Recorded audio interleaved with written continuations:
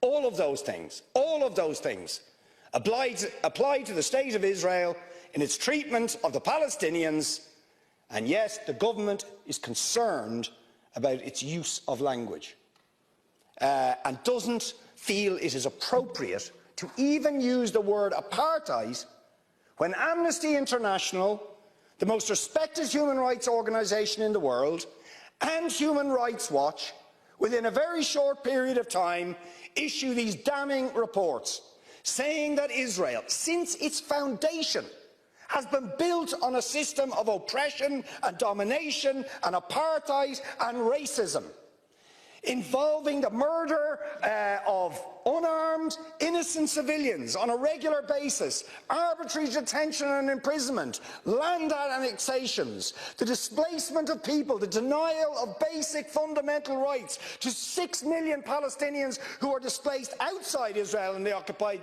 territories, to the right to the return to their homes, to the illegal blockade of Gaza, which has left, as they say in the report, Gaza in a permanent state of humanitarian crisis, denying people access to food, to water, and treating the Arab population as a whole, the Palestinian population as a whole, as an inferior race. I mean, it doesn't get stronger than this. And yet you want to be careful about your language.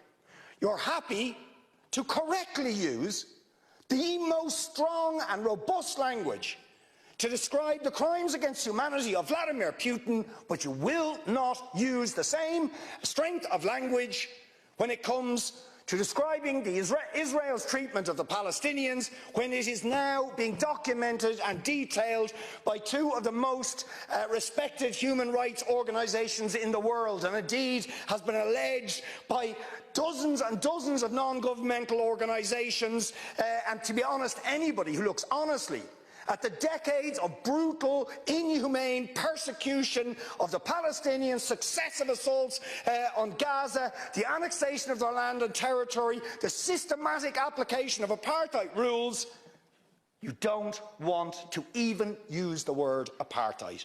Never mind sanctions. 5 days sanctions against Putin and his thugs, 70 years of oppression by the Palestinians, and it wouldn't be, what was the word you used? It wouldn't be helpful to impose sanctions. Amnesty International are calling for Israel to be referred to the International Criminal Court for crimes against humanity. Will you support it? They are calling for targeted sanctions against Israeli officials who are perpetuating the system of apartheid, just exactly the same types of sanctions you've just initiated against Vladimir Putin. Will you support it? And I think the answer is clearly you're not going to. And then we ask the question, why? Why?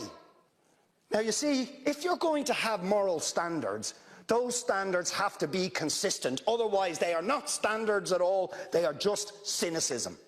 And of course we all know the reason that the standards are not consistent is because to call out the apartheid state of Israel would be to run foul of the concerns of certain states that are now presenting themselves as defenders of democracy and so on, such as the United States, the UK, Germany and other powers, whose relationship with Israel, supporting it and backing it, means that the European Union's moral credentials are bankrupted.